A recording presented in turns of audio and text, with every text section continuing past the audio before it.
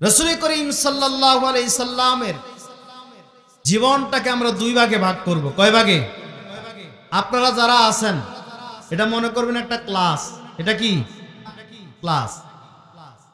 আমি বলবো, আপনাদের থেকে আবার নেব। আমরা এখান থেকে আপনাদেরকে শিখিয়ে দিতে চাই, জানান দিতে চাই। শুধু ওই পকেটের ভিতরে ওয়াজ রেখে বাড়িতে চলে যাবেন তা হতে পারে না। এবার আপনারা বলেন, রাসূলের জীবন কয় ভাগে ভাগ করা যায়? দুই ভাগে। কয় ভাগে? দুই ভাগ। একটা ভাগ হলো মক্কি জীবন, আর একটা ভাগ কি বলেন? কি? সবাই বলেন না কি জীবন? আপনাদের থেকে শুনতে চাই। আপনারা সারা জীবন ওয়াজ শুনছেন না, তাহলে রাসূলের জীবনকে আমরা কয় ভাগে ভাগ করব? সবাই বলেন কয় ভাগে? রাসূলের আশিক হইছে, আশিক দাবি করেন। মৃত্যুর পরে যখন বলা হবে মান নবিয়্যুক্ত নবীকে, অথচ নবীর জীবনী আমরা জানি আছে না নাই? কি আফসোস লাগে, আমরা মুসলমান দাবি করি, ইমানদার দাবি করি, অথচ আজ পর্যন্ত রাসূলের জীবনী জানি না। এর চেয়ে হতভাগা দুর্ভাগ্য আর কিছু হতে পারেনি। আপনি বাংলাদেশে যখন থাকেন, মনোযোগ দিয়েন, আপনি যখন বাংলাদেশে থাকেন, বাংলাদেশের নিম্ন থেকে উচ্চ শ্রেণী পর্যন্ত সকলের নাম জানেন, সকলের জীবনী জানেন। বাংলাদেশে বাস করতে হলে কি কি আইন মানা লাগে সকল আইন জানেন, অথচ যে রাসূলের সুপারিশ ছাড়া আপনি জান্নাতে যাবেন না, যে রাসূলের আদর্শ না মানলে আল্লাহ তাআলা আপনাকে ক্ষমা করবে না, সে রাসূলের জীবনী আমরা জানি না। ঠিক না ঠিক? এর চেয়ে হতভাগার জাতি আর কি হতে পারে? কোনদিন রাসূলের জীবনী খুলে আমরা পড়লাম না, এর চেয়ে হতভাগা জাতি আর কি হতে পারে? প্রিয় ভাইরা, রাগ করছেন? তাহলে বলেন, রাসূলের জীবনী আমরা কয় ভাগে ভাগ করব? প্রথম ভাগ কি? জোরে বলেন। মক্কা। প্রথম ভাগ কি? দ্বিতীয় মদিনা। ঠিক না ঠিক? আচ্ছা, এই মক্কাতে রাসূল করিম সাল্লাল্লাহু আলাইহি সাল্লাম 13 বছর কাটিয়েছেন। কত বছর? আমি আবার আপনাদেরকে জিজ্ঞেস করব, আপনারা বলতে হবে। আজকে শিখে যাবেন যে রাসূল মক্কাতে কত বছর কিভাবে কাটিয়েছে। ঠিক আছে কথা? একদিন আজকে শিখবেন, সারা জীবন মনে রাখবেন, আমল করবেন। মনে থাকবো তো? এবার বলেন, রাসূল করিম সাল্লাল্লাহু আলাইহি সাল্লাম মক্কাতে কত বছর কাটিয়েছেন? সবাই বলেন কত বছর? এই 13 বছরকে আবার 4 ভাগে ভাগ করা হয়েছে। কয় ভাগে? সবাই বলেন কয় ভাগে? এবার বলেন, রাসূলের জীবনীকে আমরা কয় ভাগে ভাগ করব? দুই ভাগে। কয় ভাগে? একটা হলো মক্কি জীবন, আর একটা মাদানী জীবন। ঠিক আছে কথা? মক্কা জীবন রাসূলের 13 বছর। কত বছর? আর মাদানী জীবন 10 বছর। এবার বলেন 13 এবং 10 কত হলো? সবাই বলে নাই কত? 23 বছর। তার মধ্যে মক্কা হলো 13 বছর। মক্কা কত? এই 13কে আবার 4 ভাগে ভাগ করা হয়েছে। কয় ভাগে? সবাই বলেন কয় ভাগে? আমার সাথে মনে রাখবেন, 1 2 3, 1 2 3, 4 5। সবাই বলেন 4 6 7 8 9 10। এরপর হইল কত? 11 12 13। এই 4 ভাগ। কয় ভাগ? তাহলে প্রথম হলো কি? 1 2 3, এটা হলো প্রথম। 1 2 3 এটা কত? দ্বিতীয়। কয় বছর? 2 বছর। 4 5, এটা কটা গেল? 2টা। 3 নম্বর কত? 6 7 8 9 10। এই 5 বছর হলো 3 নম্বরে। ঠিক আছে? 4 নম্বরে কত? 11 12। তাহলে মোট কয় ভাগে হলো? 4 ভাগ। ঠিক আছে কথা?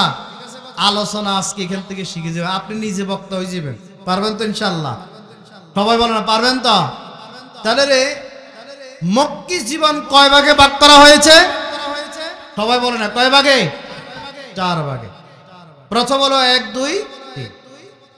এই 3 বছর রাসূল করিম সাল্লাল্লাহু আলাইহি সাল্লাম একেবারেই গোপনে দাওয়াত দিয়েছেন।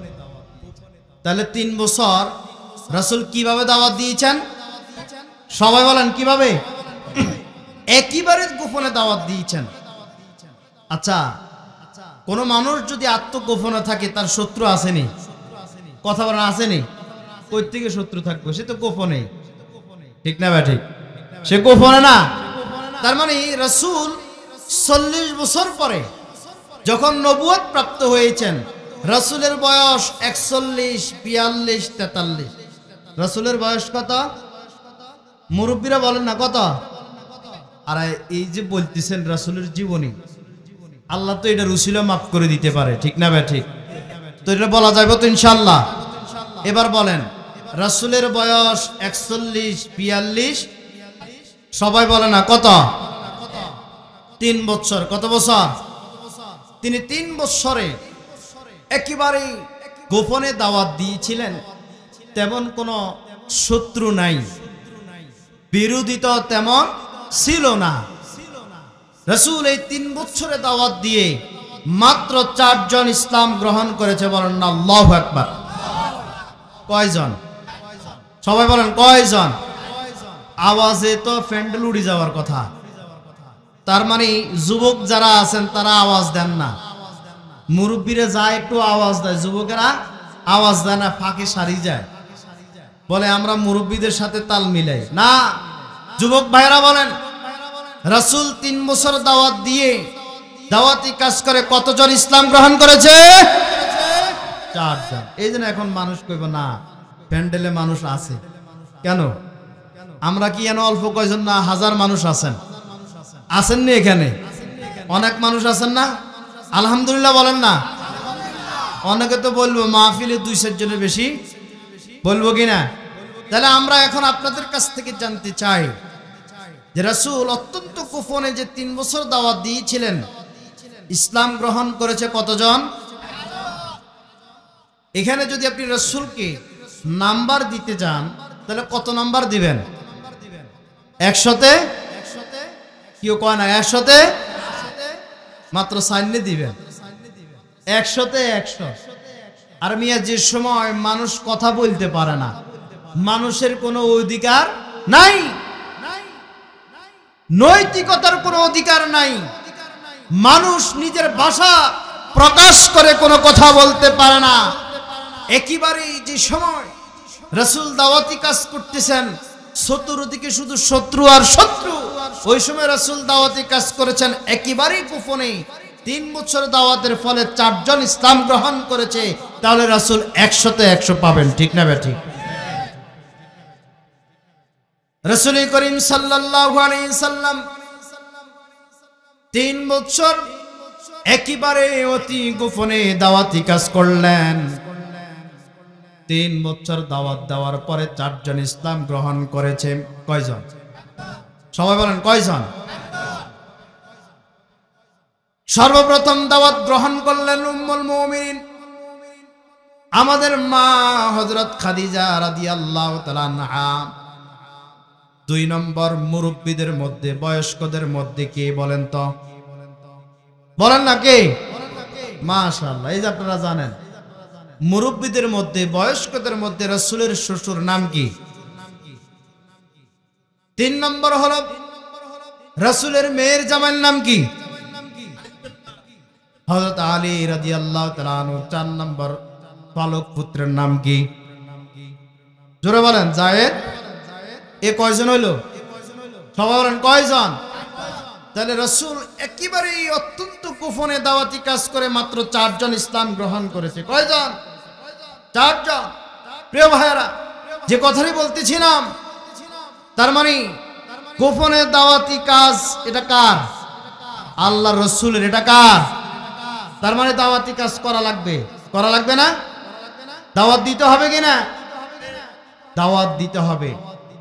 এখনো যারা আল্লাহর জমিনে আল্লাহর দ্বীন কায়েম করতে চায়, এই জমিন কার? সবাই বলে না জমিন কার? আইন চলবে কার? নাকি মানুষের? একটা কুকুর কি কুকুরের আইন মানেনি? গরু কি গরুর আইন মানে? একটা গাছ কোনোদিন শুনছেন আর একটা গাছের আইন মানছে? আর সব বাদ দেন, এই যে চন্দ্র এবং সূর্য, কোনোদিন চন্দ্র এবং সূর্য সে তার আইন মানছে? তারা মানুষ কি করে একজন মানুষের আইন মানে? মানুষ কি করে মানুষের আইন মানে? রাসূল করিম সাল্লাল্লাহু আলাইহি সাল্লাম কালিমার দাওয়াত দিলেন, লা ইলাহা ইল্লাল্লাহু মুহাম্মাদুর রাসূলুল্লাহ। আল্লাহ ছাড়া কোনো ইলাহা নাই, কোনো উপাস্য নাই, কোনো আইনদাতা নাই, কোনো রিজিকদাতা নাই। এই পৃথিবীর যা কিছু আছে সব কিছু হলো আল্লাহর। সব কিছু কার? সব কিছু আল্লাহর আইন মানে। লা ইলাহা ইল্লাল্লাহ, আল্লাহ ছাড়া কোনো ইলাহা নাই, কোনো উপাস্য নাই, কোনো আইনদাতা নাই, কোনো রিজিকদাতা নাই। সব কিছুর মালিক কে? মানুষ যতই বাড়াবাড়ি করো না কেন, যতই বাড়াবাড়ি, যতই বাহাদুরি করেন না কেন, একদিন আল্লাহর দিকে ফিরে যেতে হবে। ঠিক না বে ঠিক? কার কাছে যেতে হবে? আল্লাহর কাছে আপনাকে ফিরে যেতেই হবে। আল্লাহ বলবেন সেদিন কিয়ামতের ময়দানে একটা আমল নামা এইভাবে ধরিয়ে দিবেন, এই আমার বান্দা কি করেছো বলো। আল্লাহ বলবেন, ইকরা কিতাবাকা কাফা বিনাফসিকাল ইয়াওমা আলাইকা হাসিবা। আল্লাহ সেদিন একটা আমল নামা ধরিয়ে দিবেন, বলবেন ইকরা কিতাবাকা কাফা বিনাফসিকাল ইয়াওমা আলাইকা হাসিবা। হে আমার বান্দা পড় তোর আমল নামা, আজকে তুই নিজে পড়। নিজে পড়ার জন্য নিজেই যথেষ্ট। ঠিক না বে ঠিক? নাকি সেদিন আপনার দলের নেতা পড়ে দিবে, আপনার পিসাব, আপনার স্ত্রী পড়বে, আপনার ছেলে পড়বে? কে পড়বে? আপনি নিজে পড়বেন। এ করো, আল্লাহ বলবেন পড়, নিজের আমল নামা নিজে পড়। কোন মানুষের উপর জুলুম করেছ পড়, কার মাথার উপরে বাড়ি দিয়েছ পড়। ছোট ভাই জাগার মাফির হিসাব বুঝে না, ছোট ভাই জাগার মাফির হিসাব বুঝে না, বড় ভাই একটু বুঝে। বড় ভাই যখন জাগা মাপতে গেছে, এখন কি করছে? একটু নিজের দিকে বাড়িয়ে নিছেন, ছোট ভাইয়ের দিকে কমিয়ে নিছেন। আল্লাহ কি দেখছি কি দেখে নাই? আচ্ছা বলেন তো, আল্লাহ কি দেখছে নাকি এটা উঠে দেওয়া হয়েছে? সবাই বলেন উঠে দিছি কিনা? এই জন্য আল্লাহ বলবেন, ইকরা কিতাবাকা কাফা বিনাফসিকাল ইয়াওমা আলাইকা হাসিবা। এ আমার বান্দারা, ছোট্ট একটি গুনাহ করেছো, তোমার আমল নামায় তুমি দেখতে পাবা।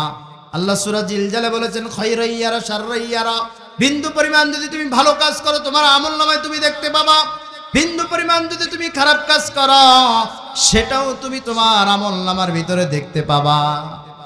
কোনো কিছু মাপ নাই। এজন্য খবরদার, কোন মানুষের প্রতি জুলুম করা যাবে না। আল্লাহর নবী বলতেছেন, এই জমিন আল্লাহ, এই আসমান আল্লাহ, এই পৃথিবীর যা কিছু আছে সব কিছু কার? সবাই বলেন সব কিছু কার?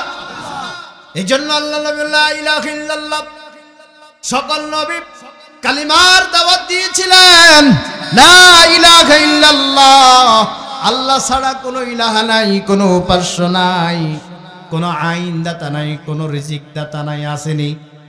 আপনাকে খাওয়ান কে?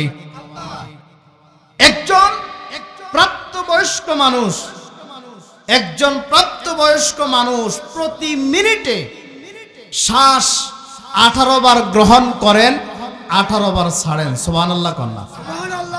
কতবার? প্রতি মিনিটে। আল্লাহু আকবার।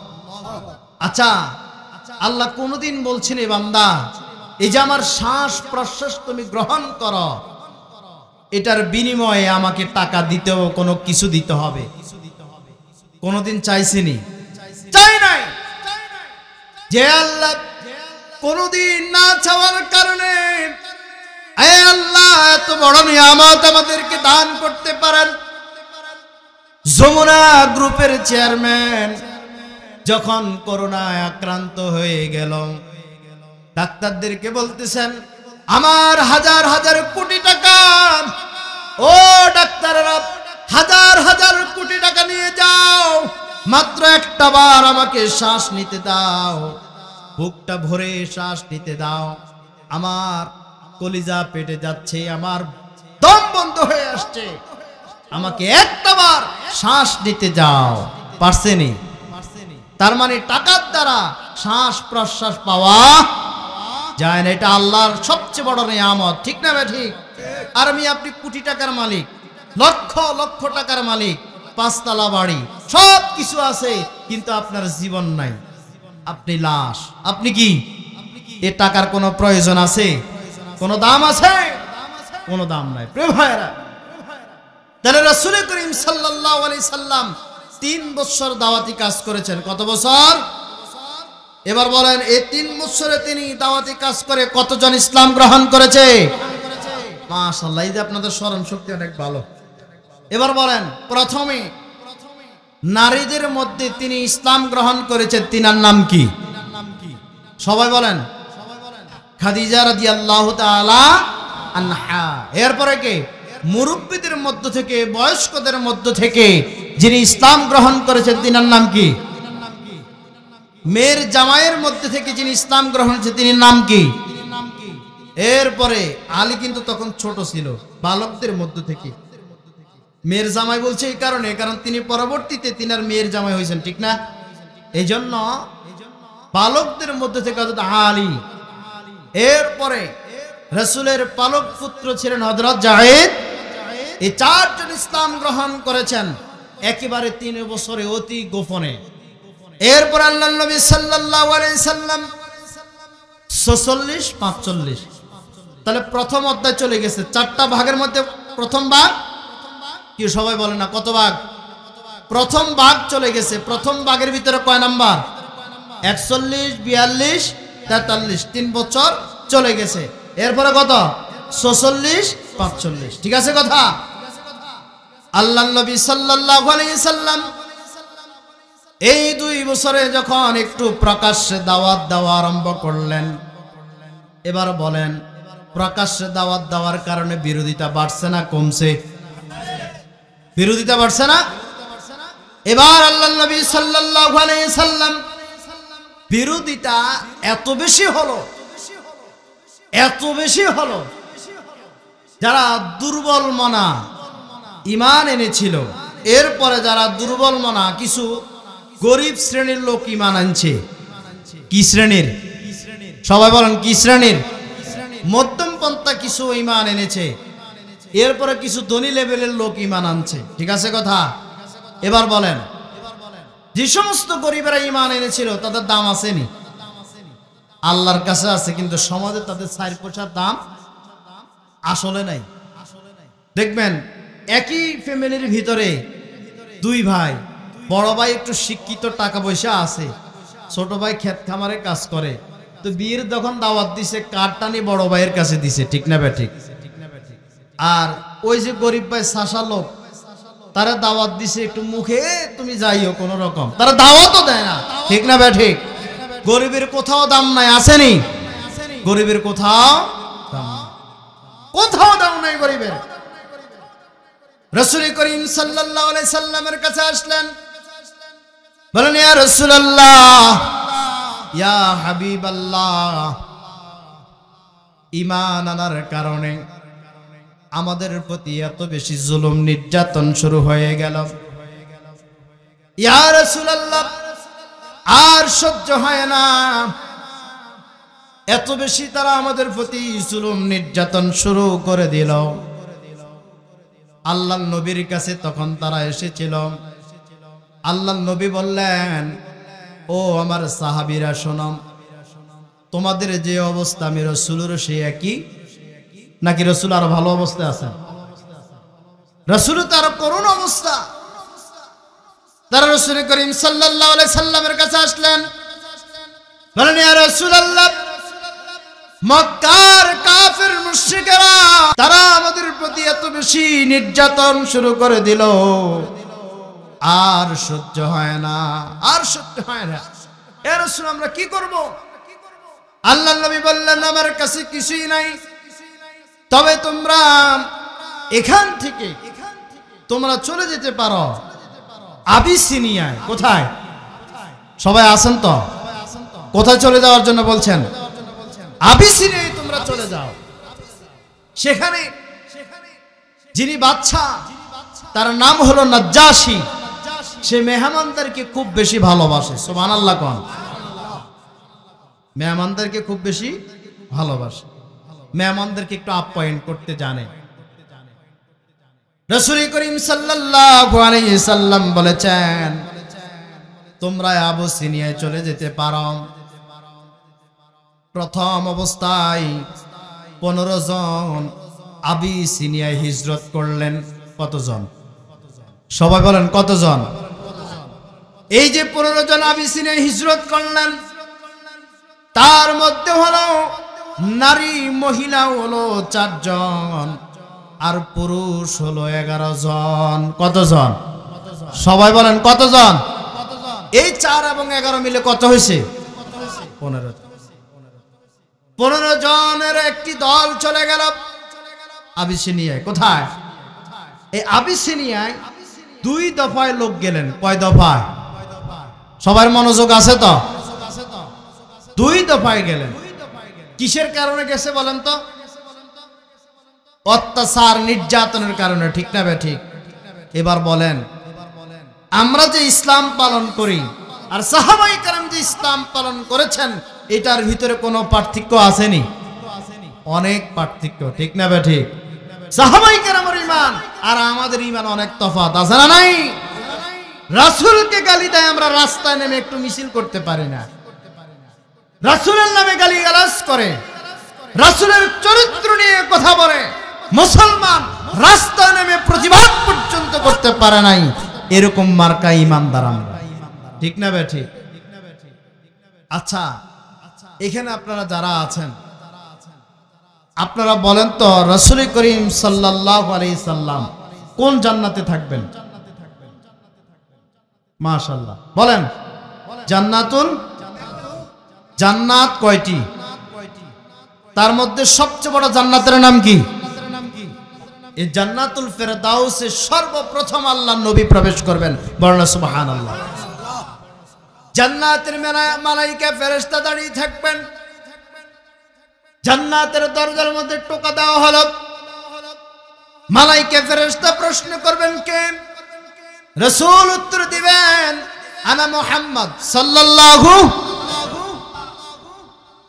মালায়েকা ফেরেশতা মুহূর্তের ভিতরে দরজাটা খুলে দিবেন।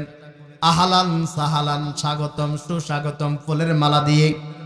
ইয়া রাসূলুল্লাহ, আল্লাহ আমাকে আদেশ দিয়েছেন আপনি রাসূলের আগে কোন মানুষ যাতে করে জান্নাতে প্রবেশ করতে না পারে। জোরে বলেন সুবহানাল্লাহ। সেই রাসূল যে জান্নাতে থাকবেন, জান্নাতুল ফেরদাউসে, আমরা যারা এখানে আছি, যারা বাহিরে আছে, যারা আলোচনা শুনে, আপনি সকলকে যদি প্রশ্ন করেন যে আপনি কার সাথে জান্নাতে থাকতে চান, সকলে জবাব দিব কি? নবীর সাথে থাকতে চায়, ঠিক না ঠিক? আপনারা যারা এখানে আছেন, আপনারা কি নবীর সাথে থাকতে চান? কিভাবে কিভাবে থাকবেন? রাসূলকে গালি দেওয়া হয়, রাসূলের চরিত্র নিয়ে কথা বলে, আমরা এমন মার্কা ঈমানদার একটা প্রতিবাদ পর্যন্ত করতে পারলাম, ঠিক না ঠিক? সে রাসূলের সামনে আপনি কিভাবে দাঁড়াবেন? আল্লাহর সামনে কিভাবে দাঁড়াবেন? প্রতিবাদ করতে পারলেন না। আফসোস প্রিয় ভাইরা, এই জন্য বলি,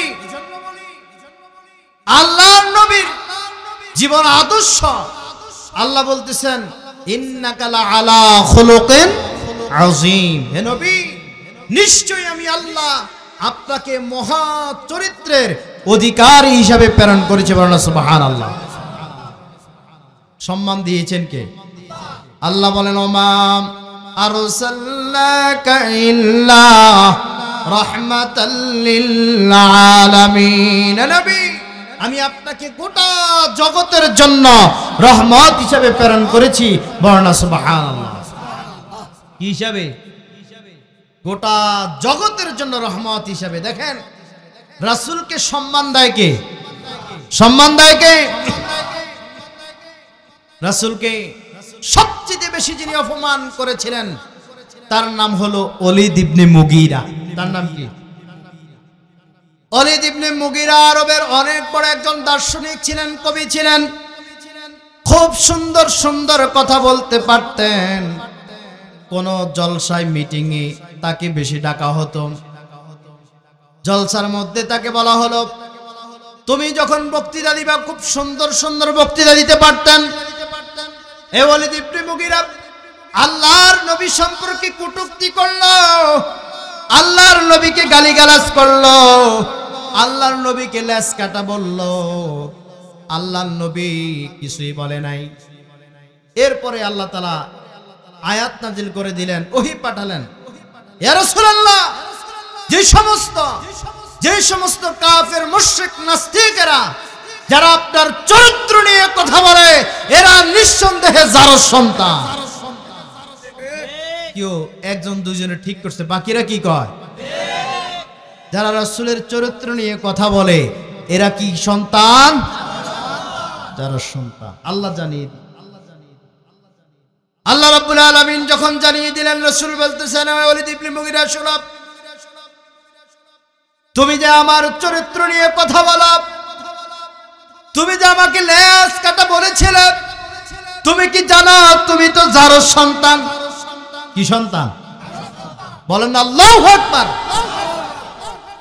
তুমি তো জারজ সন্তান। ওলীদ ইবনে মুগীরা বুঝে ফেলছে আল্লাহর নবীর জীবদ্দশায় জীবনে একটি কথা মিথ্যা বলছেনি। যে কাফের মুশরিকের ভয়ে আল্লাহর নবী গোপনে 3 বছর দাওয়াত দিলেন, যে কাফের মুশরিকের ভয়ে সাহাবায়ে কেরাম আবিসিনিয়ায় হিজরত করে চলে গেলেন, সে কাফের মুশরিকেরা জানে আর যাই হোক আব্দুল্লাহর বেটা মুহাম্মদ সাল্লাল্লাহু আলাইহি সাল্লাম জীবনে একটি কথা মিথ্যা বলে নাই। সুবহানাল্লাহ, জীবনে কোনোদিন মিথ্যা কথা বলে নাই। আল্লাহর নবী যখন ওলীদ ইবনে মুগীরাকে বলেন, ওলীদ ইবনে মুগীরা শোনো, তুমি তো জারজ সন্তান, তুমি তোমার মাকে ভালো করে ধরো। ওলীদ ইবনে মুগীরা বুঝে গেলেন, দৌড়িয়ে বাড়িতে গেলেন, মাকে খুঁজে বের করলেন। এ মা, আব্দুল্লাহর বেটা মুহাম্মদ সাল্লাল্লাহু আলাইহি সাল্লাম যে বলে মিথ্যা বলে নাই, এটা আমার ধারণা, দৃঢ় ধারণা, জীবনে কোনোদিন মিথ্যা কথা বলে নাই, আমানতের খেয়ানত করে নাই। আল্লাহু আকবার। আর আমরা যারা ইমানদার দাবি করি, আমানতের তো দূরের কথা, জনগণের হক মেরে খেয়ে বসে আছি, ঠিক না বেঠি? রডের বদলা বাঁশ দিয়ে বসে আছি। প্রিয় ভাইয়েরা, জনগণের হক মেরে খায়, অথচ আল্লাহর নবী জীবনে কোন মানুষের আমানতের খেয়ানত করে নাই। আল্লাহর নবী সাল্লাল্লাহু আলাইহি সাল্লাম এমন চরিত্রের অধিকারী ছিলেন। ওলীদ ইবনে মুগীরা তার মাকে গিয়ে বললেন, মা, আমি বিশ্বাস করি আব্দুল্লাহর বেটা মুহাম্মদ সাল্লাল্লাহু আলাইহি সাল্লাম অন্য ধর্মের হতে পারে, কিন্তু জীবনে মিথ্যা কথা বলে নাই, আমানতের খেয়ানত করে নাই, রাহাজানি করে নাই, সুগুলখড়ি করে নাই, গীবত করে নাই, কোনদিন কোন খারাপ কাজে আল্লাহর নবী ছিলেন না। হে মা, তিনি বলেছেন আমি নাকি জারজ সন্তান। আমি কি সন্তান? জারজ সন্তান। এটা সত্য নাকি মিথ্যা? এবার মা একটু আমতা আমতা করে। কি করে? যখন ছেলে ভালো করে ধরলেন, মা বলল, তোমার বাবার ছেলে সন্তান হয় না, তোমার বাবার একজন রাখাল ছিল, সে বকরি ছড়াইতো, ভেড়া ছড়াইতো, ওই রাখালের সাথে আমি রাত্রি যাপন করেছি, অবৈধভাবে মেলামেশা করেছি, এটার ফসল। আল্লাহু আকবার। আল্লাহর নবীকে গালি দাও না। এই পর্যন্ত সারা পৃথিবীতে যারা রাসূলকে গালি দিয়েছে সব জারজ সন্তান। আল্লাহু আকবার। সারা 1400 বছর আগে আল্লাহর নবী বলে গেছেন। এই সার্টিফিকেট দিয়েছেন কে? খবরদার, আল্লাহর নবীকে যারা গালিগালাজ করে এদের এই পৃথিবীতে থাকার কোনো অধিকার নাই। ঠিক না বে ঠিক? অধিকার আসেনি? আল্লাহর নবীকে যারা গালিগালাজ করে, এই পৃথিবীতে তাদের থাকার কোনো অধিকার নাই। এই জমিন কার? এই চন্দ্র সূর্য কার? ওই বিশাল আসমানটা কার? সে রাসূলকে তোমরা গালি দিবা, সে রাসূলের আদর্শ থেকে তোমরা দূরে থাকবা, এটা হতে পারে না। ঠিক না বে ঠিক? আপনারা আছেন তো? আল্লাহর নবী কতজন সাহাবায়ে কেরাম আবিসিনিয়ায়, কতজন সাহাবায়ে কেরাম হিজরত করলেন বলেন তো? তার মধ্যে মহিলা কতজন? পুরুষ মাশাআল্লাহ, এই যে আপনারা ভালো জানেন। এটা হলো প্রথমবার হিজরত করেছেন এই 15 জন। কতজন? 15 জন। দ্বিতীয়বার আবার হিজরত করেছেন 86 জন। কতজন? এবার বলেন 15 এবং 86 কত হয়েছে? সবাই বলেন কত? 101। এই 15 জন এবং 86, এই 101 জন দুইবারে হিজরত করে কোথায় চলে গেলেন? কিসের কারণে? নির্যাতনের কারণে। আজকে আমরা যারা আছি, কোনদিন ইসলামের জন্য, এ কোরআনের জন্য, রাসূলের জীবন আদর্শকে মানার জন্য একটা সোয়ার, একটা থাপ্পড় খাইছেন নি? কোনদিন আপনাদেরকে মসজিদ থেকে বের করে দিছেনি? তো কিসের ইসলাম পালন করেন? এখনো একদল আল্লাহর বান্দারা আছে যারা বলে জমিন আল্লাহর, আইন চলবে আল্লাহর। যারা বলে বিশাল জমিন, ওই বিশাল আসমানটা আল্লাহর। যারা বলে আইন চলবে আল্লাহর, তারা এখনো মায়ের খায় না? খায় না? কেউ কথা কনা খায় কি খায় না? যারাই বলবে জমিন আল্লাহর, তাদের উপরে মায়ের আছে না নাই? তার মানে মায়ের হলো 1450 বছর আগের থেকে। আল্লাহর নবী বললেন লা ইলাহা ইল্লাল্লাহ, আল্লাহ ছাড়া কোনো ইলাহ নাই। তারা 360টা মূর্তির পূজা করত, লাত মারা উজ্জার পূজা করত, কাবা ঘরের ভিতরে এগুলোকে ভরে তারা পূজা করত, এগুলার ইবাদত তারা করত। কিন্তু আল্লাহর নবী বললেন লা ইলাহা ইল্লাল্লাহ, আল্লাহ ছাড়া কোনো ইলাহা নাই। সে রাসূল এই কথা বলার কারণেই তো মার খেলেন। ঠিক না বে ঠিক? আচ্ছা বলেন, একজন ভালো মানুষ জীবনে একটা কথা মিথ্যা বলে নাই, জীবনে একটা কথা মিথ্যা বলে নাই, আমানতের খেয়ানত করে নাই, কারো প্রতি জুলুম করে নাই। মক্কার সর্বশ্রেষ্ঠ গোত্রে যিনি জন্মগ্রহণ করেছেন, সে রাসূল কিছু না করে এমনি এমনি দেশ ত্যাগ করা লাগছে, তার উপরে জুলুম নির্যাতনের স্টিম রোলার চালিয়ে দেওয়া হয়েছে কি এমনি এমনি? তিনি কি বলেছিলেন? লা ইলাহা, আল্লাহ ছাড়া কাউকে মানা যাবে না, আল্লাহ ছাড়া অন্য কাউকে ভয় করা জায়েজ না, এটা হারাম। এটা কি? আপনারা যদি অন্য কোনো মানুষকে, অন্য কাউকে ভয় করেন, মনে রাখবেন আপনার ভিতরে ঈমান নাই। আল্লাহ ছাড়া কাউকে ভয় করা জায়েজ নাই। ঠিক আছে কথা? আল্লাহর নবী বললেন, আল্লাহর নবী দ্বিতীয়বার হিজরত যারা করেছে 86 জন। কতজন? এবার বলেন 15 এবং 86 মিলে কত হয়েছে? এই 101 জন এখন কোথায় অবস্থান করতেছে? আবিসিনিয়া। কোথায়? আচ্ছা, এই যে 101 জন আবিসিনিয়া হিজরত করেছে, ওই দেশের বাচ্চা এখনো জানে না। এখনো কি জানাইব কি? আল্লাহর হিকমত দেখেন। আপনারা আসেননি, ঘুমাই গেছেন। এই যে খালি জায়গাগুলি পূরণ করবেন তো, কষ্ট করে সামনে চলে এন। আসেন না, একটু একটু করে আসেন। প্রিয় ভাইয়েরা, কেউ কথা বলেন না, কেউ কথা বলেন না। আলোচনা শোনার জন্য আপনাদেরকে বলতেছি, কিছু নিয়ে যান। আসছেন, কিছু নিয়ে যান। ঠিক আছে কথা?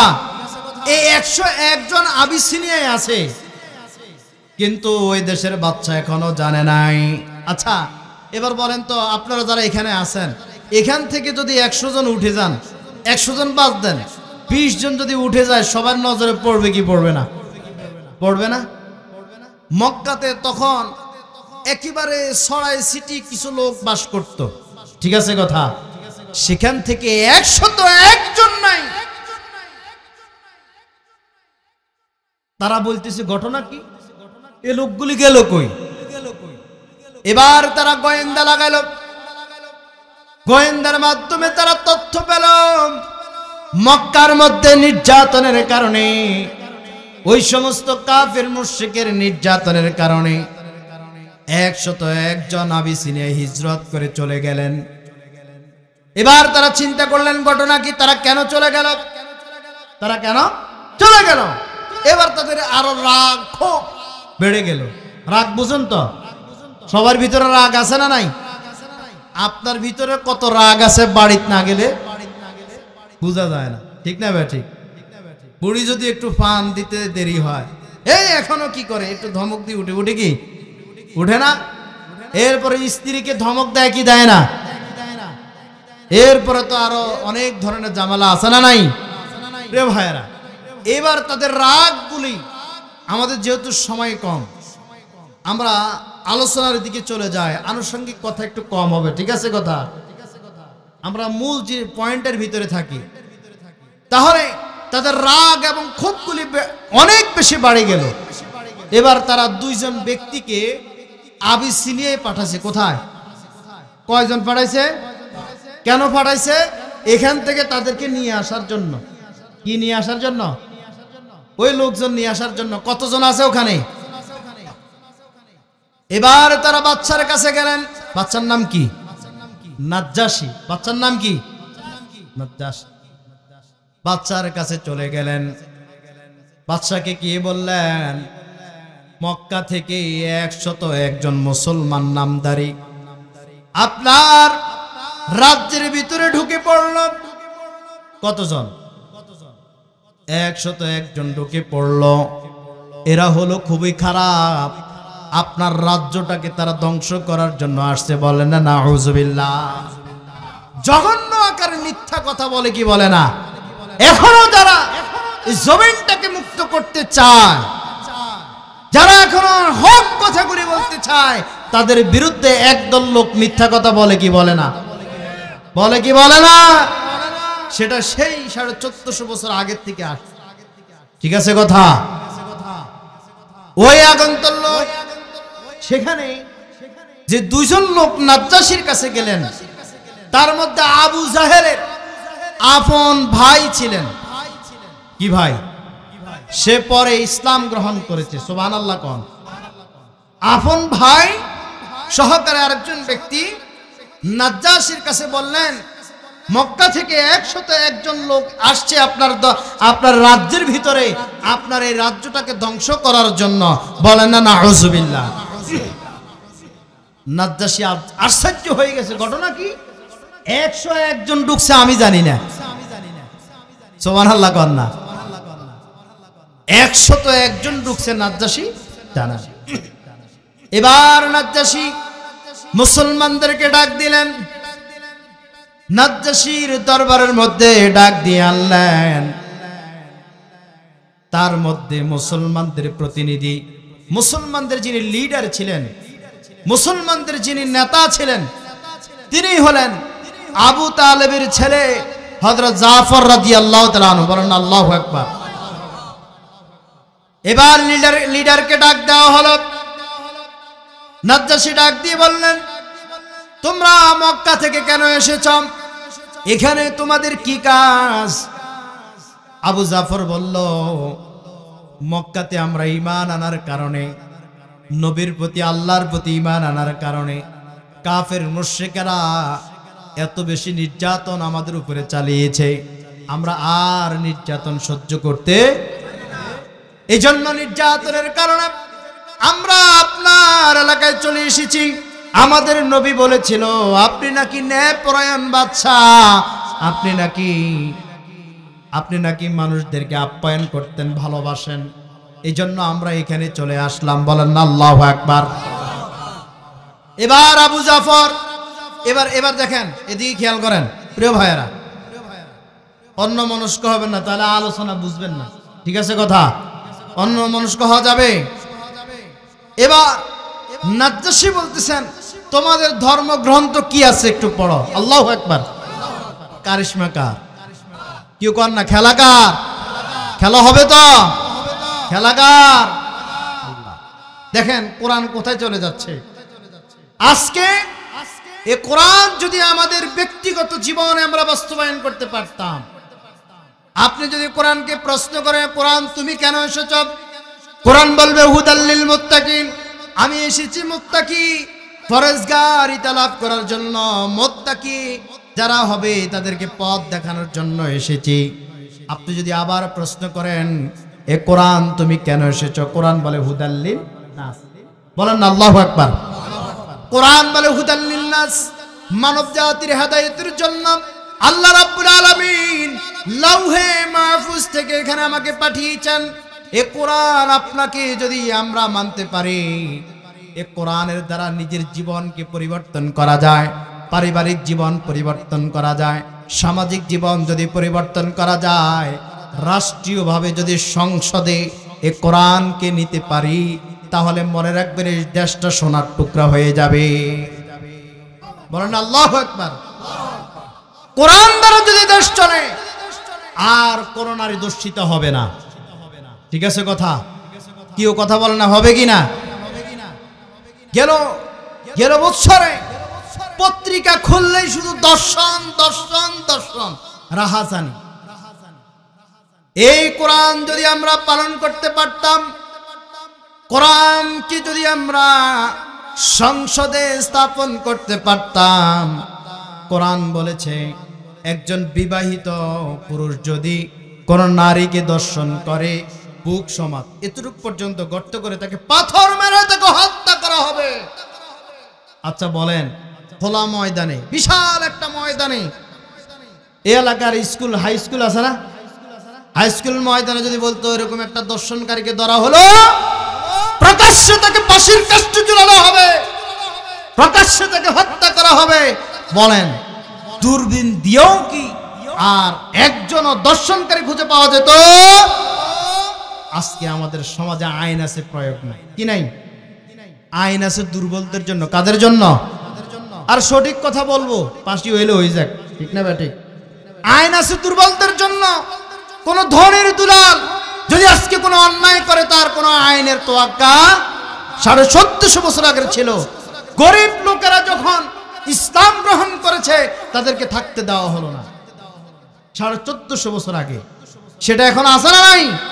তাহলে কোরআন অনুযায়ী যদি আমরা চলতে পারি, জীবন ধারণ করতে পারি, তাহলে আমার ব্যক্তিগত জীবন, সামাজিক জীবন, পারিবারিক জীবন, আমার রাষ্ট্রীয় জীবন সব পরিবর্তন হয়ে যাবে, সোনার সোহাগা হয়ে যাবে।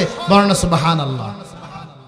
আল্লাহ নবী যখন ওই যে আবিসিনিয়ায় বাদশার দরবারে আবু জাফর যখন তিনি এই কোরআনটা তেলাওয়াত করা আরম্ভ করলেন, কয়টা? কোরআন তেলাওয়াত যখন আরম্ভ শুরু করলেন, সাহাবায়ে কেরাম বর্ণনা দিতেছেন, যখন পড়তেছেন কোরআনগুলি তেলাওয়াত করেন, নাজ্জাশীর চোখ বেয়ে বেয়ে পানি পড়তেছে।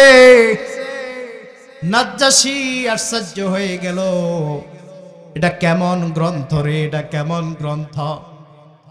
এ আগন্তুক ব্যক্তিরা, তোমরা যারা এই মুসলমানদেরকে নেওয়ার জন্য এসেছিলাম, আমি নাজ্জাশী ওয়াদা করলাম তোমাদের সাথে তাদেরকে তো দিবই না, বরং আজকে থেকে তারা রাষ্ট্রীয় মেহমান হয়ে গেল। কিসের কারণে? কোরআনের কারণে। কিসের কারণে? এই কোরআনের কারণে। প্রিয় ভাইয়েরা, তারা 101 জনকে তারা নিজের দেশে ফিরিয়ে আনার জন্য এনে আবার নির্যাতন করবে। ফিরিয়ে আনার জন্য তাদেরকে 2 জন ব্যক্তি পাঠানো হলো, তাদের বিরুদ্ধচারণ করা হলো, কিন্তু সম্মান বাড়িয়ে দিয়েছেন কে?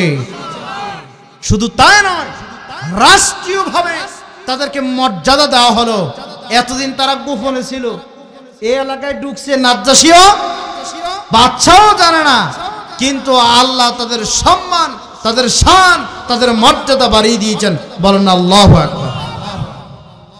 প্রিয় ভাইয়েরা, যে কথাই বলতেছিলাম, শুধু তাই নয়, আল্লাহ নবী সাল্লাল্লাহু আলাইহি সাল্লাম শিয়াবে আবু তালিবের ভিতরে আল্লাহ নবী 3.5 বছর সেখানে ছিলেন। কত বছর? 3 বছর। আল্লাহর নবীকে জেলখানার ভিতরে তারা ঢুকিয়ে রাখলেন। কিসের ভিতরে? জেলখানার ভিতরে ঢুকিয়ে রাখলেন 3 বছর। তারা একটা ডায়েরি লিখলেন, তারা একটা নোট করলেন। একটা ফাতার মধ্যে তারা আল্লাহর নবীর বিরুদ্ধে অনেক গালিগালাজ লিখে আল্লাহর নবীকে কটূক্তি করে কাবার দেওয়ালের মধ্যে লাগিয়ে দিয়েছেন। এভাবে কাবার দেওয়ালের মধ্যে আল্লাহর নবীর বিরুদ্ধে এখানে লাগিয়ে রাখছেন। এবার বলেন কাবা ঘর কার? কি সবাই বলেন কাবা ঘর কার? আল্লাহর ঘরে আল্লাহর নবীর জায়গা নাই। কার নাই? আল্লাহর ঘরে, মানে আপনার ঘরে আপনার জায়গা নাই। কেউ মসজিদের ইমাম সাহেব, কথা বলেন, মসজিদের ইমাম সাহেব ইমামের জায়গা করে ইমামতি করবেন, ইমাম সাহেবের জায়গা নাই। কথাটা বুঝছেন কিনা? ঘর হলো আল্লাহর, আল্লাহর নবীর জায়গা নাই। আর আল্লাহর নবীর তারা বয়কট করে রাখলেন। তারা বললেন এই মক্কার সকল যত ব্যবসায়িক ছিল সকল ব্যবসায়িককে তারা বলেছিল যে তোমরা নবীদের কাছে এই আব্দুল্লাহর বেটা মুহাম্মদ এবং যারা ঈমান এনেছে এই প্রত্যেকটা মানুষের কাছে তোমরা কিছু বিক্রি খাইতো দেয় নাই। এই পৃথিবীর যতগুলি জেলখানা আছে প্রত্যেকটা জেলখানার ভিতরে সরকারি বরাদ্দ আছে না নাই? কয়েদির জন্য খানা আছে না নাই? কিন্তু আল্লাহর নবীকে তারা জেলখানার ভিতরে ঢুকালেন। তারা এত বেশি নির্যাতন করেছিলেন, কত বড় জালিম তারা ছিল। আল্লাহর নবীর খানা বন্ধ করে দিয়েছে। সাহাবায়ে কেরাম বর্ণনা দিতেছেন আমাদের অবস্থা এমন হলো আমরা গাছের ছাল বাকল পাতা লতা খেয়েছিলাম, পায়খানাগুলি ছাগলের পায়খানার মতো হয়ে গেল। কত নির্যাতন আল্লাহর নবীর উপরে করেছিলেন। আল্লাহর নবী বললেন আর এখানে থাকা যায় না। আল্লাহর নবী মক্কা থেকে চলে গেলেন। এখান থেকে তাইফের ময়দানে মক্কা থেকে পায়ে হেঁটে 70 কিলোমিটার, কত কিলোমিটার? 70 কিলোমিটার তাইফে চলে গেলেন। সেখানে আল্লাহর নবী 22 দিন অবস্থান করেছেন। কতদিন? সঙ্গে একজন সফর সঙ্গী ছিলেন হযরত যায়েদ। কে ছিলেন?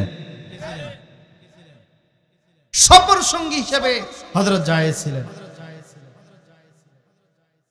হাজারো ব্যথা বেদনার পরে ফিরে আসনি তুমি আপন ঘরে, দিনের আলো তুমি ছড়িয়ে দিতে চলে গেলে মদিনায় মক্কা ছেড়ে।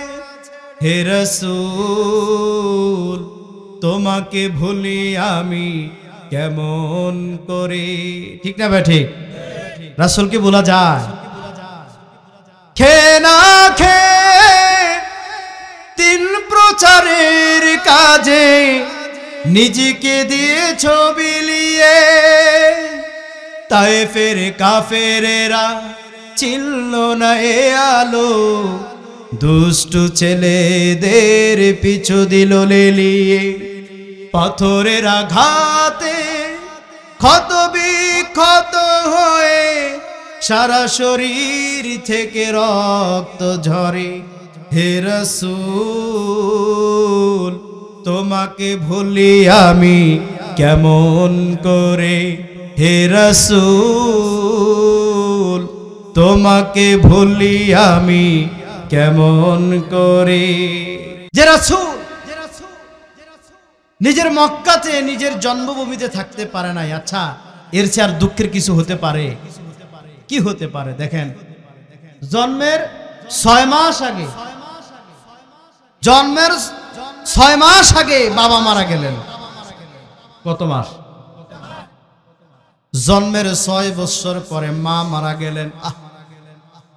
কেমন এতিম ছিলেন, কেমন এতিম ছিলেন আমার নবী। একদিন আল্লাহর নবী খেলার ময়দানে আল্লাহর নবী বসে বসে কান্না করতেছেন। আর তিনি বলেন মা, সকলের বাবা এসে বাচ্চাদেরকে নিয়ে যায়, আমার কি বাবা নাই? যে রাসূল জন্মের আগেই বাবা হারালেন, জন্মের পরে মাকে হারালেন, যে রাসূল বেশি এতিম, রাসূলকে তারা এত বেশি নির্যাতন করলো এই কোরআনের জন্য, ইসলামের জন্য। কত মার খেয়েছেন রাসূলুল্লাহ। জন্মভূমি ছেড়ে তিনি মক্কা ছেড়ে মদিনায় চলে গেলেন।